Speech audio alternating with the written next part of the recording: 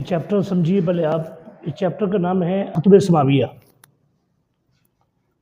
یہ جو کتب سماویہ ہے یہ چیپٹر، اس میں آسمانی کتابوں کا ذکر ہے.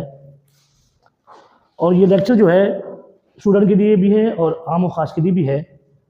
ہمیں یہ بات سمجھنی ہے کہ اللہ تعالیٰ نے کتنی کتابیں نازل فرمائیں اور کتنے انبیاء علیہ السلام پر صحیفے نازل فرمائے. یہ بات سمجھ لی تو یہ چیپٹر حل ہو جائے گا. پہلے آپ یہ سمجھیں کہ آسمانی صحیفوں سے کیا مراد ہے.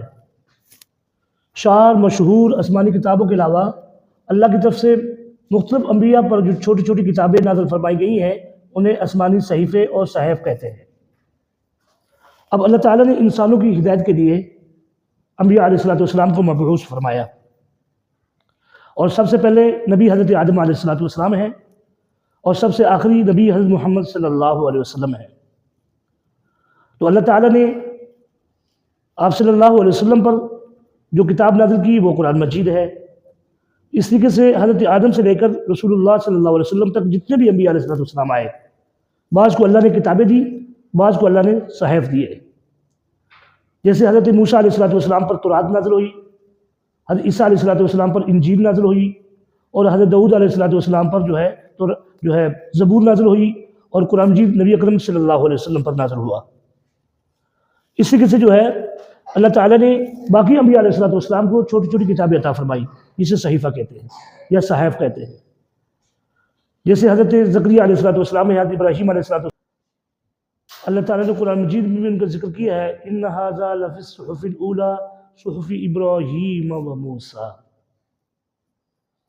اللہ تعالیٰ فرماتے ہیں یہ تعلیم جو ہے یہ پہلے صحیفوں میں بھی موجود تھی، جیسے حضرت ابراہیم. اس کے علاوہ اور بھی انبیاء علیہ السلام ہیں جن پر صحیفوں کا ذکر نازل ہوا، جن پر صحیفے نازل ہوئے. تو آپ دیکھ لیجئے، تو ان انبیاء علیہ السلام کو جن کو 4 کتابیں دی گئیں ان میں ایک رسول اللہ صلی اللہ علیہ وسلم میں ہے، ایک حضرت موسیٰ ہے، ایک حضرت داؤد علیہ السلام ہے، اور ایک حضرت عیسیٰ علیہ السلام. اب سوال نمبر 2 سمجھیے آگے. سوال نمبر 2 ہے، کون سی بنیادی عقائد تمام کتابوں میں امید؟ نمبر 1. نمبر 2 عقیدہ رسالت. نمبر 3 عقیدہ آخرت. یہ ان تمام آسمانی کتابوں کے اندر یہ باتیں موجود ہیں. اگلے سوال نمبر 3 ہے، مشرکین اور اہل کتاب میں فرق کیا ہے؟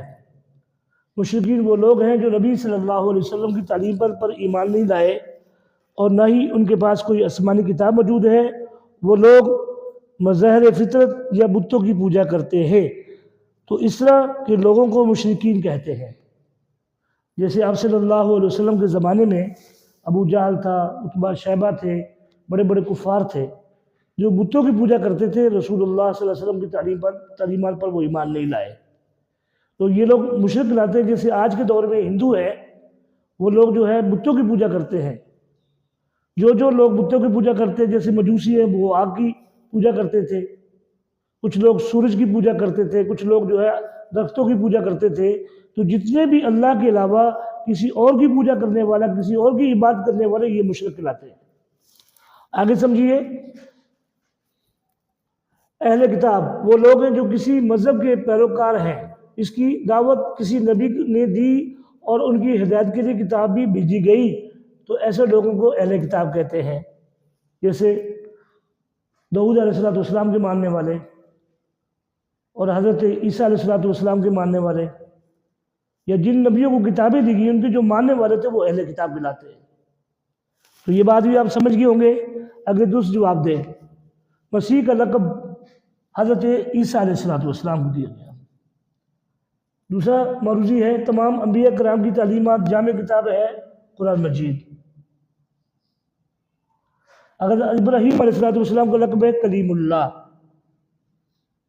تو پیارے بچوں، یہ آپ سمجھ گئے ہوں گے کتب سماویہ والا چیپٹر کہ آسمانی کتابوں سے کیا مراد ہے. یہ بھی سمجھ گئے ہوں گے کون سے بنیادی عقائد تمام آسمانی کتاب موجود ہے.